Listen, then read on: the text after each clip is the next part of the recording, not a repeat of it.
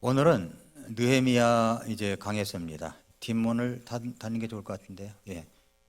느헤미야 강해 이제 오늘 하고 다음번에 하고 하면은 이제 느헤미야 강해를 마치게 되고, 그리고 이걸 마치게 되면은 그 다음번에 해야 될 것이 또 기다리고 있습니다. 아주 중요한 것들을 우리 성도님들과 나누려고 준비를 하고 있습니다. 저는 이제 그 느헤미야라고 하는 인물이 참 좋습니다. 느헤미야서를 할 때마다 저는 아주 여호수아서하고 느헤미야서에 보면은 이 지도자의 아름다운 모습이 나와 있기 때문에 저는 그걸 볼 때마다 아주 정말 힘이 되고 그렇습니다. 그런데 우리가 이제 하나님의 말씀을 이제 이렇게 나가다 보면은 어떤 경우가 있느냐면은 제가 읽은 책 중에서 어떤 책이냐면은 가르시아 장군에게 보내는 편지라는 그런 책이 있습니다. 가르시아 장군에게 보내는 편지 들어보셨습니까? 가르시아 장군에게 보내는 편지. 저는 이 책을 보면서 아주 참 마음속에 깊은 감동이 되었고 힘이 되었던 그런 책입니다. 그런데 그 가르시아 장군에게 대통령이 한 이제 그 중위 계급을 달고 있는 병사를 하나 착출을 해가지고 이제 쿠바에 있는 어떤 장군에게 편지를 보내야 됐습니다. 그런데 이 가르시아 장군에게 이 편지를 보내주게라고 이야기를 한 거죠. 그랬더니 그 병사가 그걸 딱 잡아들고 그리고 가서 가르시아 장군에게 편지를 보냈다는 겁니다. 근데 여기에서 이제 이런 이야기를 해요. 그 책 속에서 이제 이런 이야기가 있습니다. 예를 들어서 회사에서 사장이 어떤 이제 직원들을 6명에게 함께 있는데 불러가지고 이렇게 부탁을 했다고 한번 해보자는 거죠. 예를 들어서 뭐 코레조의 생애에 대해서 알고 싶은데 이제 백과사전을 찾아서 간단히 정리해 줄 수 있겠나 하고 6명에게 이제 그렇게 이야기를 했습니다. 그랬을 때 예, 알겠습니다 하고 이를 묵묵히 처리하면서 나아가는 사람이 있는가 하면 와서 묻는 거죠. 코레조가 누구죠? 백과사전은 어디에 있습니까? 비스마르크 말씀하시는 건가요? 코레조라는 사람이 살아있는가요? 죽어있나요? 급한 일입니까? 이렇게 이야기하는 사람들이 있다는 겁니다. 그런데 코레조에 대해서 찾아봐 줘 할 때 묵묵히 그것을 받아들고 시행을 하는 거죠. 자기가 백과사전 찾아보고 이리저리 찾아보고 찾아봐서 정리를 딱 해가지고 갖다 주는 사람이 있는가 하면 그러지 않고 뭐든지 물어보는 거예요. 요거 하나 물어보고 또 물어보고 물어보면 모르면 또 물어보고 그런다는 거죠. 근데 가르시아 장군에게 보내는 이 편지라는 그 책에 보면은 그러니까 미국이 스페인으로부터 쿠바를 독립시키기 위해서 전쟁을 치를 때 실화를 바탕으로 쓰여진 그런 이야기입니다. 미국의 맥킨리 대통령이 쿠바 반군의 지도자인 가르시아 장군에게 비밀스런 편지를 보내고 싶은데 누구를 보낼까 했더니 로안 중이라고 하는 사람을 주변에 있는 사람들이 추천해 줬어요. 그래서 로안 중이를 불러가지고 가르시아 장군에게 이 편지를 보내달라 하니까 주저없이 받아들고 그리고 찾아가서 그걸 전했다는 그런 이야기입니다. 어떤 일이든지 마찬가지라고 생각을 합니다. 저는 우리 교회가 바로 그런 어떤 시스템이 될 수 있기를 진심으로 바라고 있습니다. 우리 교회에 예를 들어서 어떤 일을 한다고 할 때 그 일을 한 분이 맡아가지고 또 주변 사람들에게 이렇게 일을 하는데, 예를 들어서 우리 교회에 이제 운동회가 있다 그러면 운동회를 하면은 우리 교회 명랑 운동회를 하면은 위원장만 뽑잖아요. 위원장만 뽑는데 위원장만 뽑아놓으면은 알아서 잘 일을 꾸며가지고 이제 그날을 이제 진행하도록 하는 것입니다. 그런 의미에서 저도 이제 위원장만 딱 뽑아놓고 그 다음에는 이제 저는 관여를 안 합니다. 우리 교회 사역자도 관여를 안 해요. 옆에서 도와줄 수는 있지만 관여를 하지 않습니다. 그럼에도 불구하고 매년마다 우리는 잘 해오고 있습니다. 갑자기 생각한 게 아니라 우리 전수사님하고 상의하면서 생각한 건데, 기왕 말이 나왔으니까 이번에 명랑운동회는 6월 6일 날 하려고 합니다. 6월 6일 날. 왜냐하면 5월 달은 이게 연휴로 이어져 있더라고요. 연휴로. 그래서 연휴 동안 중간에 운동회를 끼워 놓으면 우리 성도님들이 휴일에 잘 쉬어야 되는데 그렇지 못할 것 같아서 6월 6일 날 금요일 날 이제 하기로 결정을 했습니다. 누구를 위원장으로 꼽을까 했는데 개인적으로 아직 이야기 안 했지만 가르시아 장군에게 보내는 편지처럼 이야기만 하면 다 할 것 같아서 말씀을 드립니다. 이야기해도 될까요?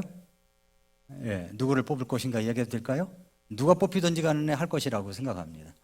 예, 그래서 우리 주영준 집사님에게 부탁을 하려고. 예, 우리 주영준 집사님 대단하신 분이세요. 회사에서도 귀한 직책을 맡았고, 그래서 우리 교회 우리 집사님들이나 성도님들은 뭐든지 맡으면 딱 일을 합니다.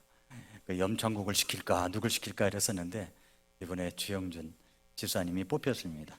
다음번에 이제 우리 염창국 형제에게 가겠죠. 예. 아무튼 이제 그런 인물이 누구냐면 저는 느헤미야라고 생각합니다. 느헤미야는 고국의 허물어진 모습을 보고 스스로 기도하면서 찾았던 거죠. 스스로. 그러니까 이 개척 정신이나 나라를 똑바로 세워야 되겠다는 마인드가 아주 강한 사람입니다. 그렇기 때문에 3개월 동안 기도하면서 하나님 앞에 구하다가 왕이 너 얼굴에 근심이 있는 것 같은데 무슨 일이냐 할 때 그 자기가 마음에 품고 있었던 기도 제목을 이야기했고, 그러면 언제 갔다 언제 들어오겠느냐 라고 이야기할 때 그날을 나를 딱 정해놓고 자기의 프로젝트를 이야기하면서 필요한 자재가 무엇이고 누구에게 왕이 편지를 보내서 길을 열어줘야 될 것이며 이것까지도 전부 이야기를 해서 52일 만에 그 일을 완수한 사람이 바로 느헤미야입니다. 저는 그래서 느헤미야 같은 사람을 참 좋아합니다.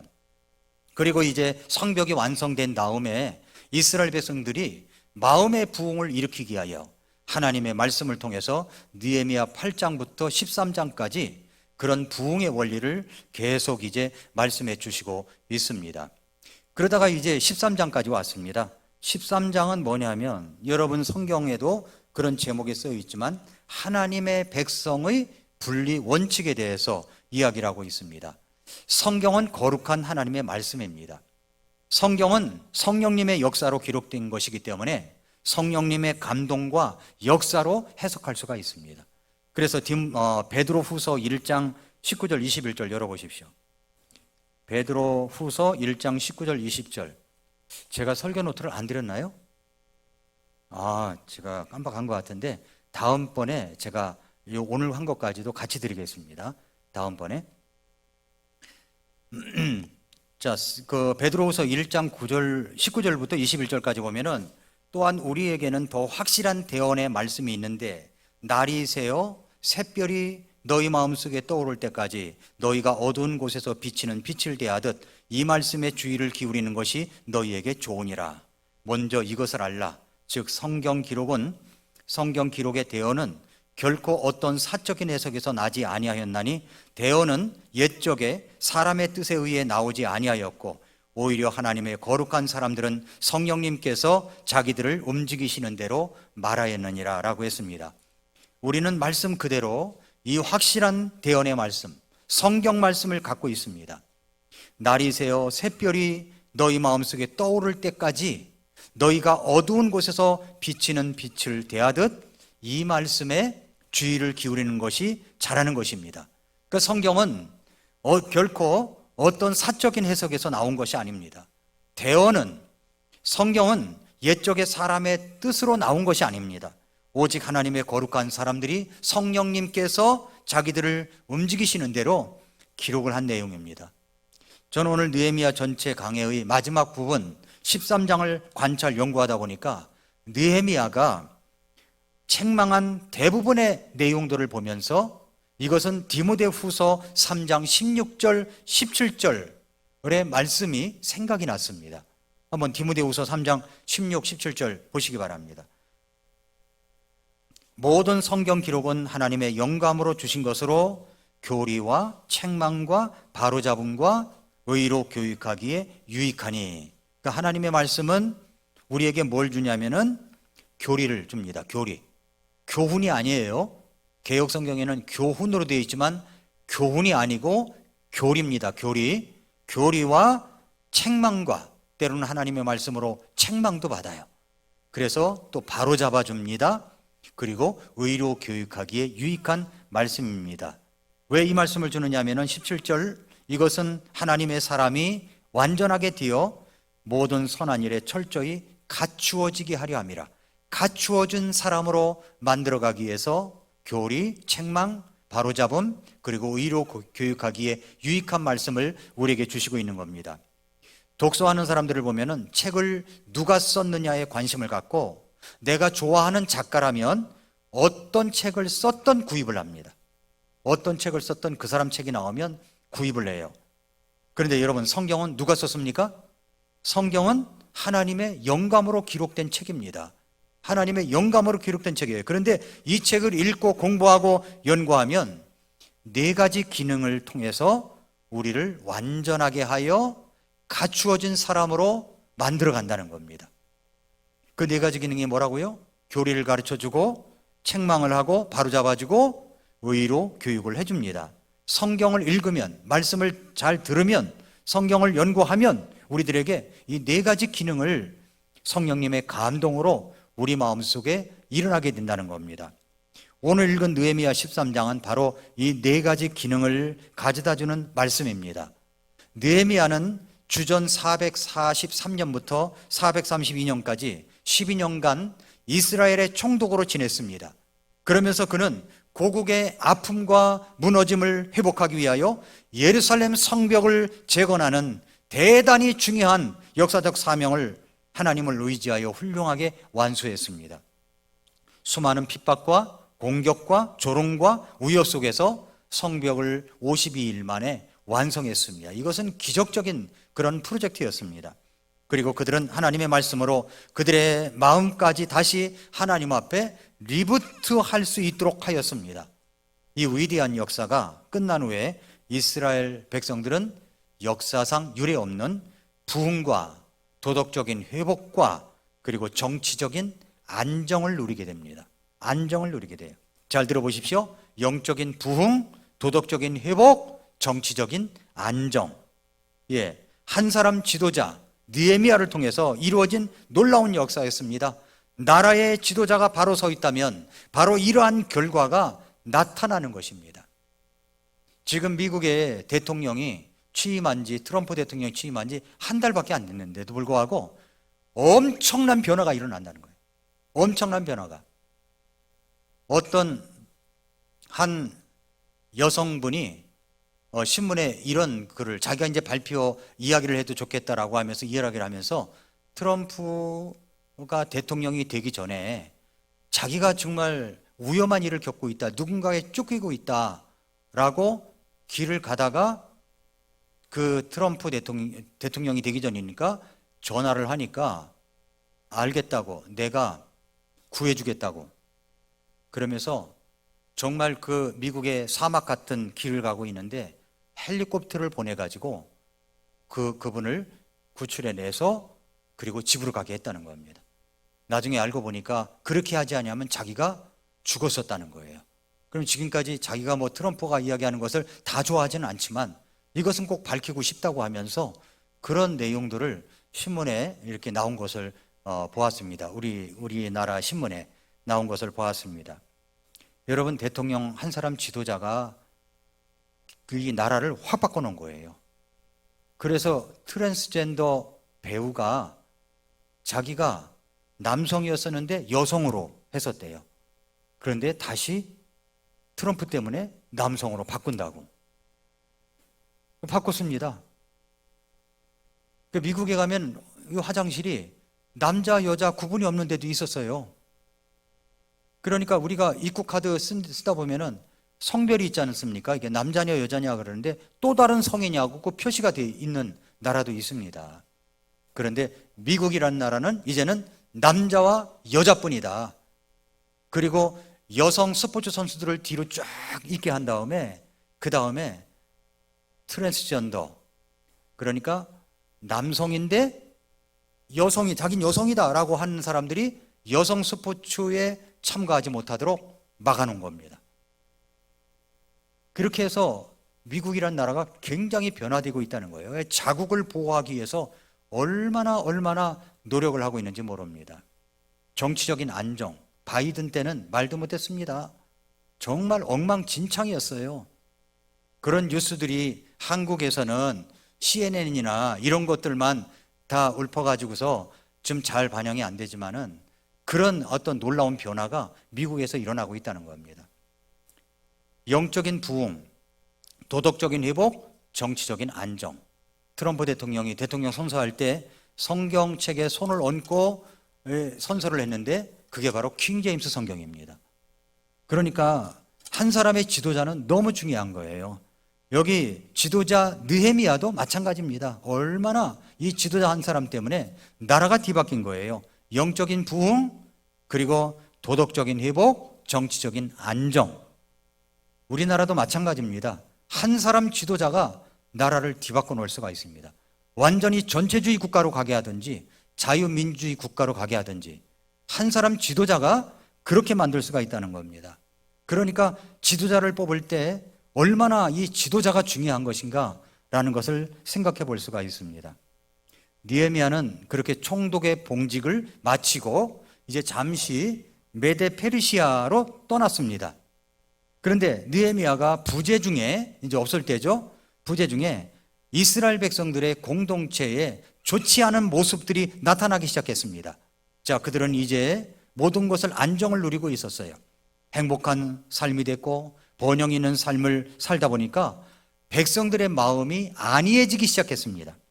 지도자들도 제 역할을 다하지 못하는 현상이 일어났습니다. 해야 할 기본적인 영적인 일을 하지 않고 넘겨버릴 때가 많아지기 시작했습니다. 타락은 한꺼번에 일어나지 않아요. 무너짐은 한꺼번에 갑자기 무너지지 않습니다. 조금씩 무너지는 겁니다. 타락합니다. 정신줄을 놓아버리면 그렇게 되어버립니다. 그런데 그래서 성경은 뭐라고 그러냐면은 정신을 차리라 하는 말씀을 계속하고 있는 겁니다. 그들은 이제 하나님께로부터 멀어지기 시작하니까 세상적인 것에 관심을 갖고 살아가기 시작했습니다. 하나님의 성전은 별로 중요한 장소가 되지를 못했습니다. 그저 형식적인 것으로만 남겨둔 거예요. 오늘날로 이야기한다면 교회가 그런 취급을 받은 거예요. 교회의 중요성의 의미가 사라집니다. 예배의 중요성도 사라집니다. 철두철미하게 주일 예배를 드려야 되겠다는 이런 생각은 희미해지기 시작한 겁니다. 이제 껍질만 남은 종교적인 행사에 불과했다는 거죠. 그들이 성전과 성벽을 재건하고 말씀의 부흥이 일어나면서 번영이 시작됐는데 그렇게 한 지 한 10년이 되니까 이스라엘 백성들은 또다시 위기를 만나게 되었습니다. 보통 사람들은 위기로 보이지 않아요. 그러나 살아있는 지도자, 깨어있는 지도자라면 위기가 위기로 보입니다. 미리 볼 줄 아는 사람이 지도자예요. 이러한 소식이 예루살렘에 떠나 있던 이제 느헤미야에게 들려왔습니다. 자기 백성들이 하나님과의 관계를 회복하고 믿음과 소망 가운데 살아가도록 얼마나 많은 시간 기도하고 희생하고 헌신하고 그리고 그렇게까지 했는지 느헤미야가 있었기 때문에 그렇게 된 겁니다. 에스라라고 하는 그런 지도자가 있었기 때문에 된 것입니다. 그런데 또다시 그들의 마음이 하나님을 떠나간다고 생각하니까 지도자였던 느헤미야 마음은 큰 아픔으로 그렇게 지냈을 것입니다. 그는 다시 조국 예루살렘으로 돌아옵니다. 그리고 그는 백성들의 상태를 점검하고 하나님을 망각하며 살아가는 이스라엘 백성들을 책망하면서 바르게 세우는 사역을 시작하게 된 겁니다. 느헤미야 13장은 바로 그렇게 백성들을 책망하며 바로잡는 말씀이 가득한 장입니다. 그들을 책망합니다. 어떤 모습 때문에 그런 것입니까? 어떤 잘못을 저질렀기에 그런 것입니까? 먼저 신앙 공동체가 부패해 버렸어요. 하나님을 향한 책임을 망각했습니다. 그리고 두 번째로 개인이 부패했어요. 개인 한 사람 한 사람이. 각자 개인들에게 부여된 책임을 망각했습니다. 그리고 셋째로는 가정이 완전히 망가졌습니다. 그래서 가정은 부해졌어요. 개인적으로는 잘 살게 되었습니다. 그런데 신앙적으로 관리하지 못했다는 거예요. 여러분, 역사를 통해서 하나님이 쓰시는 도구가 세 가지가 있습니다. 그것은 교회, 가정, 그리고 개인입니다. 그리고 하나 더 붙인다면 나라예요. 나라가 있어야 교회가 있는 거예요. 나라가 공산주의 사상을 가득 담은 사람들이 지도자로 있으면 교회는 온전하지 될 수가 없어요. 온전하게 되지 못합니다. 자유민주주의 국가 체제여야만이 우리가 마음대로 하나님의 말씀을 전하고 올바로 될 수가 있는 겁니다. 하나님은 교회를 통해서 이 땅에 복음을 전함으로 하나님의 왕국을 확장시키십니다. 교회를 통해서 복을 주십니다. 교회를 통해서 역사하십니다. 또 하나님은 하나님을 믿고 구원받은 가정을 통해서 하나님의 뜻을 보여주시고 하나님의 일을 진행하십니다. 하나님은 예수 그리스도를 믿고 구원받은 한 사람을 통해서 그 역사를 진행하십니다.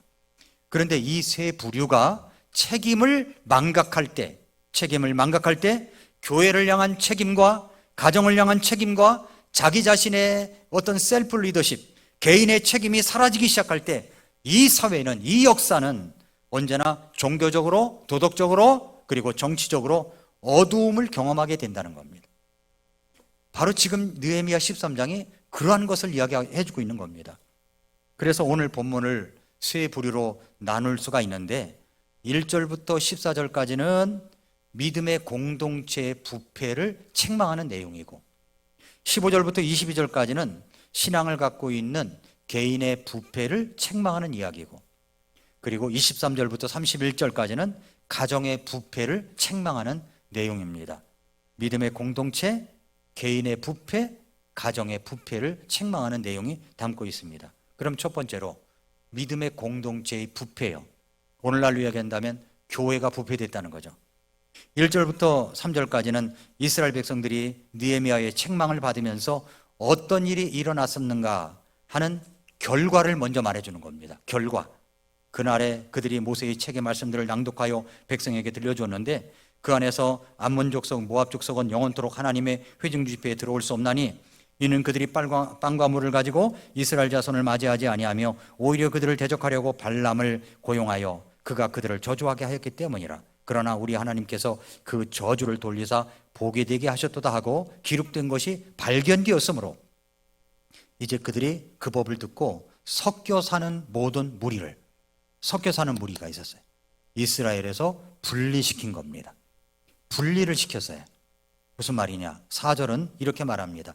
이 일이 있기 전에 1절부터 3절은 결과론적인 것이고 4절은 이 일이 있기 전에 하면서 첫 번째로 이스라엘 백성들이 그 믿음의 공동체가 부패한 내용이 무엇인가를 4절부터 14절까지 말씀하시고 있는 겁니다. 이스라엘 백성들은 어떻게 부패했습니까? 이것은 교회를 향한 말씀이에요. 교회는 구원받은 사람들의 모임입니다. 여기 모인 한 사람 한 사람이 모여서 교회를 이룬 겁니다. 그런데 그 교회, 그 믿음의 공동체가 어떻게 망가집니까? 어떻게 타락하죠? 오늘 본문 말씀이 그것을 보여주시고 있다는 겁니다. 첫째로 교회가 세상을 따라한다는 거예요. 교회가 세상을 따라합니다. 4절에 이 일이 있기 전에 우리 하나님의 집 방을 감독하는 제사장 엘리야십이 도비야와 연합하였으므로, 여기 도비야라는 사람이 나와요. 도비야. 전에 보셨죠? 이 도비야가 어떤 사람인가? 이스라엘 백성들을 망가지게 하려고 시도했던 사람. 도비야. 하나님의 집 방을 감독하는 제사장이 누구와 연합했냐면은 도비야와 연합한 거예요. 도비야. 많이 들었던 인물이죠? 민족이 그렇게 회개하고 말씀 가운데 부흥을 이루어 가지고 10년을 지내는 동안 이 사람은요, 변한 게 하나도 없었어요. 변한 게 없었습니다. 아직도 세상 속에서 살아가는 사람입니다. 느헤미야 속에 나오는 도비야는 세상에 물들은 대표적인 사람을 말합니다. 공동체 속에 있으면서 세상과 짝하고 살아가는 약삭 빠른 사람이라고 할 수 있습니다. 약삭 빠른 사람. 도비야와 산발랏, 게셈, 이런 사람들, 하나님의 성벽 복원을 위한 역사를 방해했던 인물이 누구냐면 도비아예요. 산발랏이라는 사람입니다. 게셈이라는 사람이에요. 방해했던 사람입니다. 죽이겠다는 위협도 하면서 방해했던 인물입니다. 그는 변한 게 없었어요. 변한 게 없었어요. 하나님께서 하시는 역사를 보면 자기가 얼마나 잘못했는지 깨달아야 하는데 10년이 지나가도 변한 게 하나도 없는 거예요. 변한 게. 그런데 문제는 이것입니다. 하나님의 집의 방을 감독하는 제사장 엘리야십이라는 사람이 도비아와 연합하여 하나님의 집 성전에 그 사람을 위한 방을 만들어줬다는 겁니다. 방을 제공했다는 거예요. 그 5절입니다. 그를 위해 큰 방 하나를 예비하였는데 그 방이 어떤 방이냐면 예전에 그들이 음식 건물, 유향과 기구들을 두고 또 레위 사람들과 노래하는 자들과 문지기들에게 주도록 명령을 받은 곡식과 새 포도즙과 기름의 11조와 또 제사장들의 헌물을 두던 곳이었습니다. 그러니까 이게 정말 귀중한 방이거든요. 근데 이 방을 빼가지고 도비아에게 줬다는 겁니다. 하나님의 성전을 위해서 필요한 가장 중요한 것들을 놓아두는 방이었는데 11조와 여러 가지 예배를 위한 헌물들과 필요한 기구들을 보관하는 방을 빼서 세상과 야합하고 있는 이 도비아를 위한 방으로 제공했다는 사실입니다. 아니 어떻게 이럴 수가 있습니까? 지금까지 하나님의 일을 방해하고 죽이겠다는 위협과 공갈과 조롱과 핍박을 일삼던 사람을 위해서 어떻게 하나님께 예배드리는 하나님의 집에 가장 중요한 방을 빼서 이런 사람에게 줄 수 있단 말이에요. 그럴 수 없는 겁니다. 이런 사람은요, 자기의 이익의 울타리가 있어요.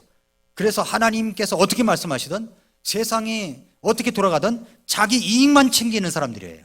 자기 이익만. 하나님의 말씀이 얼마나 옳으냐, 이게 영적인 얼마나 놀라운 일이냐, 이건 중요한 게 아닙니다. 자기 이익이 침범이 되느냐 손해가 되느냐 이것만 따지는 사람이 도비아입니다. 도비아가 그동안에 바벨론 70년 포로 생활을 하면서 그런 구조 속에서 이익을 취득했던 사람이에요. 그런데 성전이 재건되고 성벽이 재건되니까 자기의 그런 어떤 이익 구조가 흐트러지려고 하니까 방해를 한 거죠. 아주 세상 사람입니다. 어처구니 없는 일이 일어난 거예요. 이런 사람을 위해서 하나님의 집에 가장 중요한 방을 빼가지고 그렇게 도비아에게 줬다는 것은 있을 수가 없는 일이죠. 이런 일이 일어날 때 느헤미야는 예루살렘에 없었습니다. 그 내용이 6, 7절에 나와 있지 않습니까? 바벨론에 갔다가 휴가를 얻어온 거예요.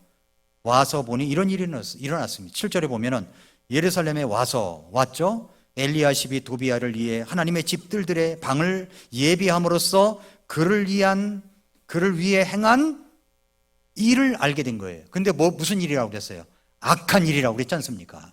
악한 일을 알게 되었노라.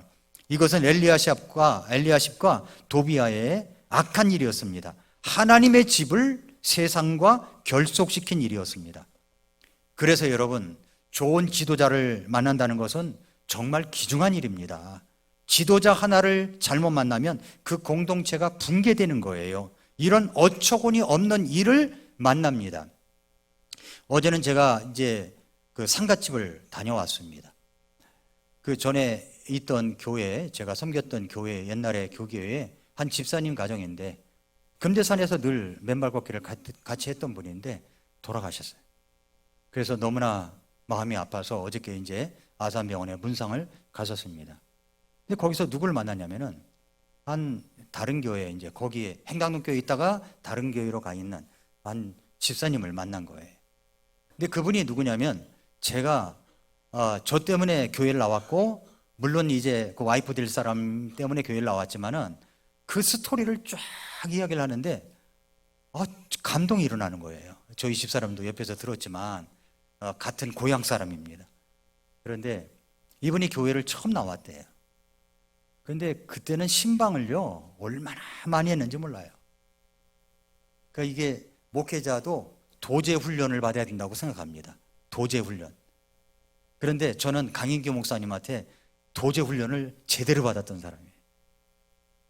그래서 이제 그 신방을 열심히 하시니까 우리들도 뭐 밤낮 신방을 하죠. 김영규 선교사님하고 신방을 갔다가 밤 11시 반에 무학 예식장 앞에서 만나가지고 거기서 주저앉아가지고 1시간 동안 교제하다가 집에 들어가고 완전히 파김치가 돼가지고 집에 들어가고 아침이면 9시 정각까지 출근해야 되고 출근 시간은 정해져 있지 않고 출근 시간은 정해져 있는데 퇴근 시간은 정해져 있지 않은 이런 것들을 굉장히 오랫동안 했었습니다.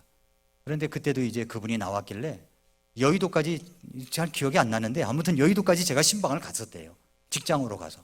세상에 이런 목사님이 다 있나. 직장까지 찾아오는 목사님이 다 있었나. 그래가지고 이제 감동을 받아가지고 교회를 나오기 시작하다가 찔림을 받아가지고 자기가 그때 받았던 말씀까지도 다 이야기하더라고요. 그래서 상담을 제가 했대요. 상담한 건 기억이 나요. 그래서 예수님을 믿고 영접해서 구원받았는데 여차해서 의정부에 있는 임마누엘 침례교회라고 호프만 선교사님이 하는 교회에 가게 됐는데 그 선교사님에게 감동을 받아서 선교사님을 옆에서 도와주는 아주 충직한 집사님이 된 거예요. 그래서 집사란 무엇이냐? 정의를 자기가 내리는데 목사님의 모든 일을 할 수 있도록 옆에서 보조하는 것이 집사다. 자기는 그 일을 위해서 최선을 다하고 있다 하는데 너무 멋지게 보이는 거예요. 좋은 지도자도 중요하지만은요, 옆에서 어시스트 하는 사람도 굉장히 중요한 겁니다. 좋은 지도자가 있는데 옆에서 어시스트 하는 사람이 없으면 어려운 거예요. 일이 되질 않아요. 교회 부흥도 마찬가지입니다. 담임 목사가 훌륭하다고 교회가 부흥되는 거 결코 아닙니다. 옆에서 어시스트 하는 사람들이 좋아야 교회가 아름답게 성장하는 겁니다. 그게 건강한 교회가 될 수 있는 거예요. 느헤미야라고 하는 지도자는 정말 좋은 지도자입니다. 지도자 하나를 잘못 만나면 그 공동체가 완전히 붕괴되는 겁니다.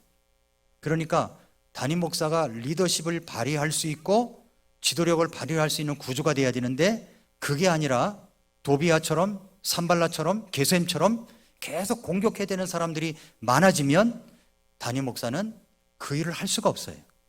어려운 겁니다. 느헤미야 같은 사람이 아니면 안 되는 거예요. 느헤미야는 그것을 뚫고라도 했잖아요. 이런 지도자는 진짜 드문 지도자입니다. 근데 여러분, 한국 교회가 겪는 위기가 바로 이러한 사례라는 것을 알고 계십니까? 교회가 세상을 걱정해야 되는데 세상이 교회를 걱정했던 때가 있었습니다. 교회를 공격합니다. 그래서 깎아내려요. 교회를 폄하합니다. 교회의 지도자들을 망신 주는 일을 해요. 언론이 나서고 사람들이 나서서 망신 주는 일을 합니다. 이런 공격들이 누구에 의해서 나타나느냐 했더니 공산주의 사상을 갖고 있는 사람들이 공격한다는 겁니다. 그건 제가 하는 말이 아닙니다. 이러한 일을 했던 사람이 누구냐면은 법학자 이정훈 교수라고 있습니다. 법학자 이정훈 교수, 완전히 옛날에 불교를 믿고 마치 스님까지 되려고 했던 사람, 예수님을 믿기 전에 바로 이런 일을 했던 사람이라고 자기 입으로 이야기를 했어요. 지금은 목사가 되었습니다만은 어떻게 하면 교회를 파멸시킬까 연구하는 집단이 있다고 합니다. 바로 그 집단에 속해 있었고 어떻게 하면 차별금지법 안에 있는 동성애법을 통과시킬까를 연구하는 모임에 속해 있었던 사람이래요. 그런데 자신이 예수님이 구주시라는 것을 발견하고 구원을 받아서 이제는 교회를 방어하고 그러한 사람들에게 아주 논리적으로 철저한 논리로 이제 다른 사람들을 방어하고 공격하는 사람이 되었습니다. 제가 말씀드리려고 하는 것은 이것입니다. 교회를 공격하고 해치려는 영구 집단이 있다는 사실입니다. 교회가 세상과 연합하게 만듭니다. 세상을 교회 안에 들어와서 자연스럽게 그것이 영적인 것인 양 둔갑시켜버리는 것들이 있습니다. 음악이 그래요. 음악이 CCM이라고 하는 것은 컨템포러리 크리스천 뮤직입니다. 크리스천 대중음악이에요. 대중음악에 크리스천이라는 말이 들어가 있는 것 뿐입니다. 세상적인 리듬에 그럴듯한 가사를 붙여서 부르는 겁니다. 리듬도 상관이 없어요. 비트도 상관이 없습니다. 복장도 상관이 없어요. 그런 세상 음악 종류가 교회에 들어와 버젓이 방을 차지하고 있습니다. 우리는 좀 더 거룩한 음악, 찬송가를 불러야 한다는 이유가 여기에 있는 겁니다. 우리 아이들에게 거룩한 음악, 클래식을 많이 더 들려줘야 될 이유가 여기에 있는 겁니다. 이것뿐이겠습니까? 세상적인 가치관, 세상적인 사고방식, 모든 것을 세상의 기준에 맞추어 교회를 평가하고 일을 하려고 하는 것, 이러한 것이 바로 교회 안에 들어와 방을 차지하고 있는 현대판 도비아입니다. 현대판 도비아예요. 느헤미야는 이러한 모습을 보고 근심을 했어요. 근심. 느헤미야 13장 8절에서 그 일로 인해 내가 심히 근심하였으므로, 여기 지도자의 근심이 있습니다. 영적인 지도자는 바로 이러한 문제 때문에 고민하고 근심하는 것입니다. 세상이 교회 안에 들어오게 되면 교회의 기능이 마비됩니다. 교리적인 내용에 관심이 없어져요. 목사님이 말씀을 전하다가 자기를 책망하는 것 하면 그냥 삐져가지고 교회를 안 나와버립니다. 오히려 반발합니다. 공격을 해댑니다. 바르게 세워지려고 해도 거부합니다. 결국 의로 교육되는 가르침은 망쳐지는 격이죠. 그렇게 되면 갖추어지지 못한 사람들만 가득하게 되고 교회는 망가지고 타락하고 망해가게 된다는 겁니다. 허울뿐인 교회만 된다는 거죠. 예수님께서 요한복음 17장 16절부터 17절에서 이렇게 말씀하셨습니다. 내가 세상에 속하지 아니한 것 같이 그들도 세상에 속하지 아니하나이다. 아버지의 진리로 그들을 거룩히 구별하옵소서. 아버지의 말씀은 진리니이다. 우리는 그리스도께 속한 사람이기 때문에 세상에 속한 사람들이 아닙니다. 우리의 포지션은 어디입니까? 그리스도 안이에요. 그리스도 안. 세상에 있지 않습니다. 예수님은 우리가 세상에 속하지 않았다는 것을 강조하시면서 17장 18절에서 이렇게 말씀하셨어요. 아버지께서 나를 세상에 보내신 것 같이 나도 그들을 세상에 보내었다고 얘기합니다. 세상에 보내었다. 우리가 세상에 속하지 않았다고 해서 세상에서 완전히 벗어나 살라는 말이 아니에요.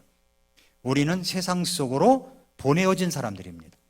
그런데 그 다음 절에 19절에 또 이렇게 말씀하십니다. 또 내가 그들을 위해 나 자신을 거룩히 구별하오니 이것은 그들도 진리로 거룩히 구별되게 하려 함이니이다. 구별되어야 되는 거예요. 구별되어야 됩니다. 우리는 세상에 속하지 않은 주님의 자녀들이기 때문입니다. 그러나 우리는 세상에 보내어진 사람들입니다.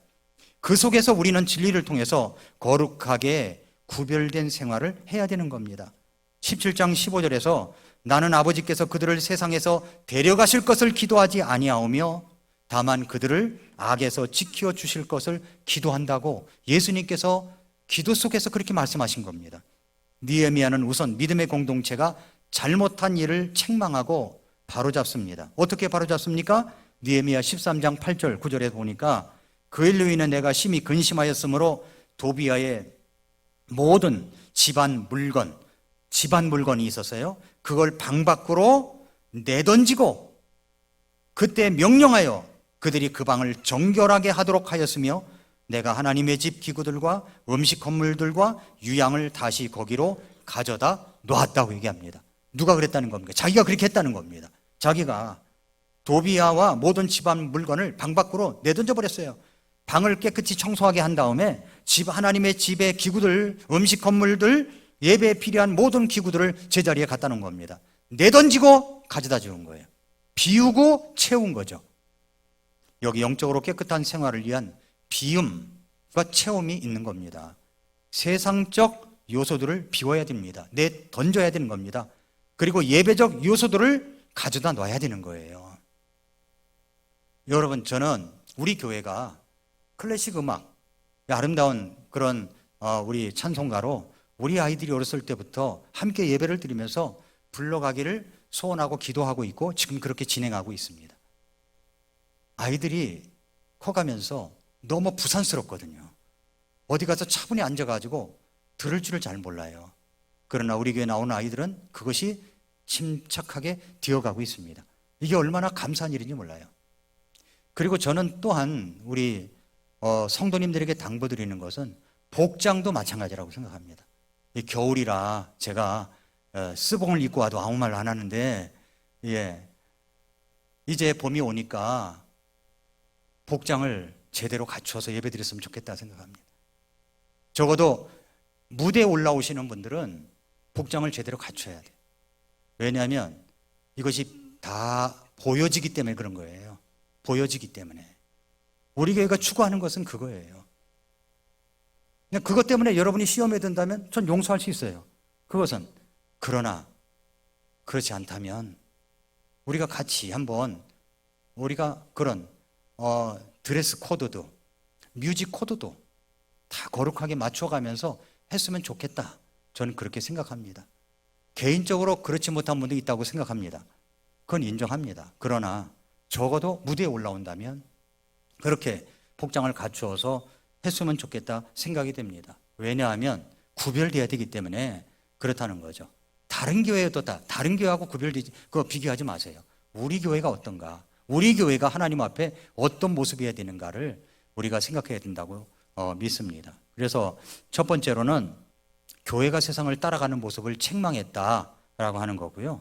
두 번째는 예배를 진행하는 하나님의 일꾼들을 돕지 않았습니다. 예배를 진행하는 하나님의 일꾼들을 돕지 않은 걸 책망한 겁니다. 이스라엘 백성들이 믿음의 공동체를 이루면서 하나님을 예배하는데 세상을 어떤 세움을 입은 그 하나님을 예배하는데 세움을 입은 레인들을 돌보지 않았다는 겁니다. 레인들을 그들의 필요를 공급하지 않았어요. 느헤미야 13장 10절을 보십시오. 또 백성이 레이 사람들의 몫을 그들에게 주지 아니하였음을 내가 알게 되었으니, 느헤미야가 알게 된 게 뭐냐면 레이 사람들이 받을 몫이 있는데 백성들이 그것을 챙겨주지 않았다는 겁니다.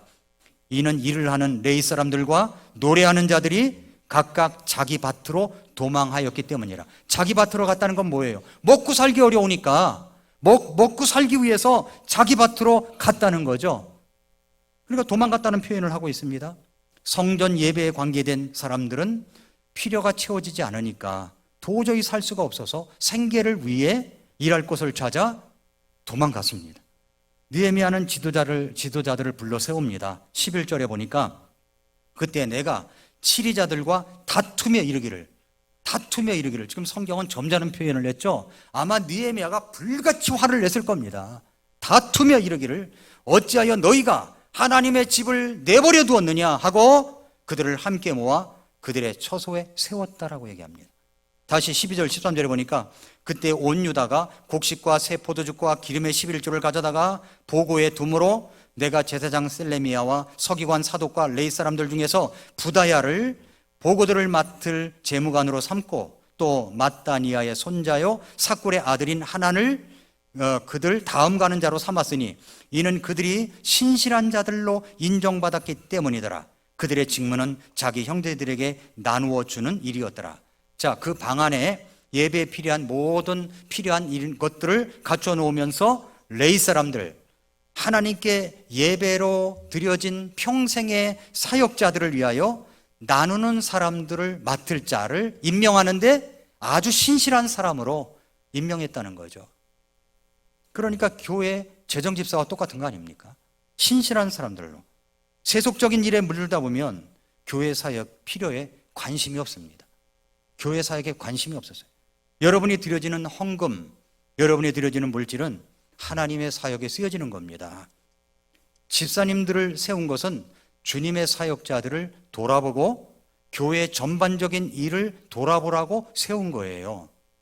교회 전도사가 있다고 전도사가 모든 일을 다 해서는 안 됩니다. 그 전도사가 만약에 빠진다 하면은 일이 안 돌아가요. 저는 그런 구조를 원치 않아요. 그러니까 이런 일을 맡아서 스스로 해야 되는 겁니다. 헌금 시간에 헌금 바구니만 드는 사람이 집사가 아니에요. 교회 일을 전반적으로 맡아서 찾아서 해야 되는 거죠. 가르시아 장군에게 보내는 편지에 로안 중이처럼 어떤 일을 맡겨졌을 때 찾아서 해야 된다는 거예요. 찾아서. 물론 지금까지 우리 집사님들이 신실하게 해왔다는 것을 인정합니다. 지금 여기는 지금 느헤미야가 책망한 일을 우리가 받는다 생각하고 말씀을 드리는 겁니다. 제가 담임 목사이기 때문에 이런 얘기를 드리는 게 아니라 누가 담임 목사라도 사역자라도 그래서 담임 목사가 사역자가 어려운 것은 없는지 살필 줄 알아야 된다는 거죠. 선교사들에게 관심과 애정을 가져야 한다는 말입니다. 관심을 갖고 애정을 가져야 돼. 교회는 풀타임 유급자 사역자가 있고 파트타임 유급자 사역자가 있고 그리고 자원봉사자들이 있습니다. 모두 하나님의 사역을 위하여 필요한 사람들을 세운 것입니다. 그래서 13장 11절에 그때 내가 치리자들과 다투며 이르기를 어찌하여 너희가 하나님의 집을 내버려 두었느냐 하고 그들을 함께 모아 그들의 처소에 세웠다라고 합니다. 세웠다. 느헤미야는 다시 세웠어요. 다시 세웠습니다. 책망과 바르게 함과 그리고 세움이 있었던 것입니다. 하나님의 집의 기능을 회복하도록 합니다. 그래서 이제 12절부터 보니까 그때 온 유다가 곡식과 새 포도즙과 기름의 11조를 가져다가 보고에 두었다고 그랬죠. 도비야를 쫓아낸 방 보고에 두었고, 내가 제사장 셀레미야와 서기관 사독과 레위 사람들 중에서 부다야를 보고들을 맡을 재무관으로 삼고, 다음 가는 자로 삭굴의 아들인 하난을 삼고, 그들은 신실한 자들로 인정받았는데 이 사람들은 나누어주는 일을 하는 사람들이다, 이렇게 맡은 겁니다. 여기서 우리는 11조의 의미를 바로 알아야 됩니다. 11조는 물론 이제 구약의 11조를 안 드려도 된다 이렇게 말하는 것도 있습니다만은, 그러면 11조 이상을 드려야 됩니다. 그런데 11조는 내가 하나님의 것을 맡은 청직이다 라는 의미가 들어있어요. 청직이다. 하나님이 내게 10을 주셨습니다. 하나님 감사합니다. 그 중에 하나는 하나님의 것이란, 그걸 드리는 것이 신앙인의 기본 자세입니다. 근데 우리가 하나님 앞에 정직할 필요가 있어요. 그래서 하나님께서 내게 주신 것 중에 정직하게 드려야 되는 거예요. 정직하게 10분의 1을 드림으로 하나님 앞에 하나님의 것이라고 하는 구체적인 행위가 드러나는 거죠. 그건 청지기로서 잘 맡아 관리하겠다는 표시기도 한 겁니다. 11조와 다른 기타 헌금은 사실 헌신의 표현입니다.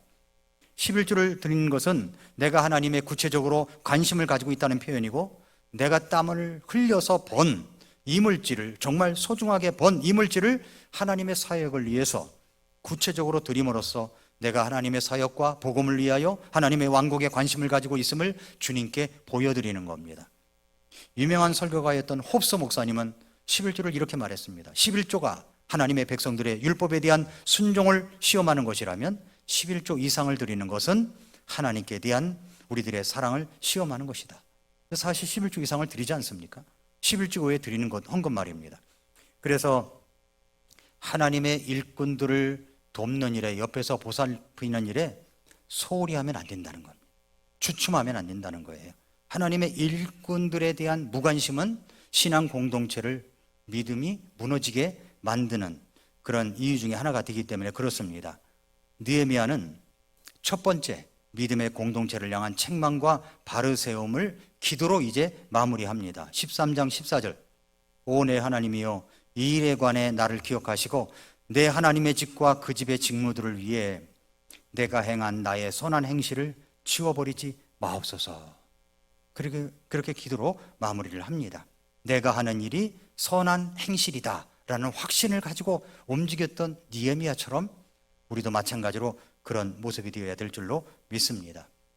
제가 오늘 13장을 다 끝내려고 하다가 우리 교회 성도님 한 분 가운데 왜 이렇게 지난 주일날 길었느냐고 그런 분이 딱 있더라고요. 한 분이 누구라고 얘기는 안 하지만 저희 집사람이 왜 나눠서 하지, 항상 남편 건강 걱정하느라고 이제 그런 마음을 합니다. 그래서 그 말을 받아들여 가지고 제가 여기서 하면 또 1시간 가야 되거든요. 여기 끝내는 게 좋겠죠? 더 할까요? 예, 말씀은 안 하시지만 더 했으면 하는 마음이 있는 분도 있고, 그래서 다음 주에 계속하도록 하겠습니다. 자, 마무리하겠습니다. 사랑하는 성도 여러분, 이 말씀은 사실 우리들에게 주시는 말씀이라고 받아들여야 됩니다. 우리를 향한 책망이다.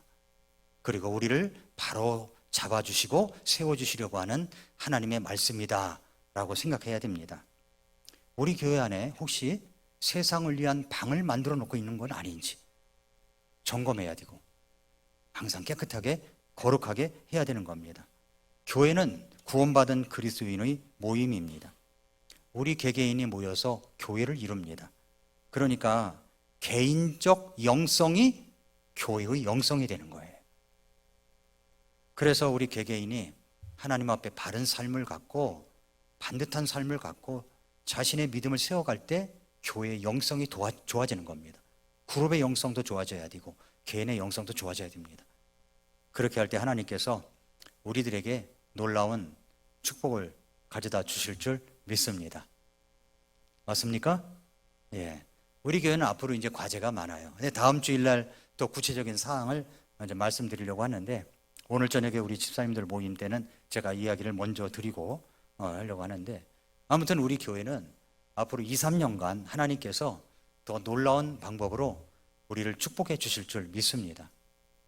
오늘 어떤 성도님이 그러더라고요. 목사님, 식사할 자리가 없어요. 교회가 부흥되나 봐요. 지난 주일은 밥이 모자랐어요. 난 이거 정말 좋은 일이라고 생각합니다. 저는 우리 교회 성도님들 한 분 한 분을 볼 때 교회 사랑이라는 이 표시를 다 달고 있으신 것 같아요. 전 그것 때문에 힘이 납니다. 어디 가도 자랑거리고요. 교회를 사랑하는 마음이 너무 큰 거예요. 건축원금을 드리는데 작년하고 올해하고 이제 1월달 지나갔잖아요. 2월달은 아직 이제 오늘까지니까 보니까 숫자도 늘어나고 헌금도 조금 늘어났더라고요. 이것이 우리 성도님들이 교회를 사랑하는 마음 때문에 그렇다고 생각합니다. 어떤 사람은 이것이 부담이 되어서 뒤로 물러갈 수도 있는데도 불구하고, 그런데 우리 성도님들이 함께 또 이 공동체를 이루어가기 위해서 함께 한다고 생각하니까 얼마나 힘이 나는지 몰라요. 우리가 앞으로 그려질 우리 교회당을 한번 생각해 보십시오. 그리고 여기에 우리 다음 세대들을 위한 교육의 장을 마련한다고 한번 좀 그려보십시오. 하나님께서 분명히 우리 교회 물질적인 것도 축복해 주실 줄 믿습니다. 그렇게 믿습니까? 그래, 교회를 위해서 더 기도하시고 함께 사랑해 주시고 전도도 더 많이 해 주시길 바랍니다. 예, 근간에 우리 우주별이 엄마 아빠가 와서 너무 좀 저는 힘이 됐는데, 오늘 동생 부부 이게 눈에 띄었으면 내가 소개했을 텐데 아기 방에 있었나 봐요. 그래서 눈에 띄지 않아 가지고 그랬는데, 그 우리 별이 엄마 그 동생분이 얼마나 밝은지 몰라요. 인산성도 밝고요, 얼마나 밝은지 몰라요. 너무 교회 온 것이 기뻐하는 얼굴로 보이고 그런 것이 참 기쁩니다. 근간에 이런 분들이 올 수 있게 되어서 너무 감사드리고, 우리 교회가 주간마다 새로운 사람들이 와서 구원받고 정말 교회가 성장하는 역사가 이루어지기를 원합니다. 우리는 하나님을 기쁘시게 해야 됩니다. 맞습니까? 그러면 하나님께서 우리를 기쁘게 하십니다. 하나님을 기쁘시게 하는 일은 예배를 소중히 여기고 잃어버린 자를 찾아서 구원하는 일입니다. 이 일을 위해서 우리와 함께 계속 노력해가는 우리 성도님들이 되시기를 축복합니다. 시간이 많이 갔기 때문에 제가 기도하고 그리고 예배를 그냥 마치겠습니다.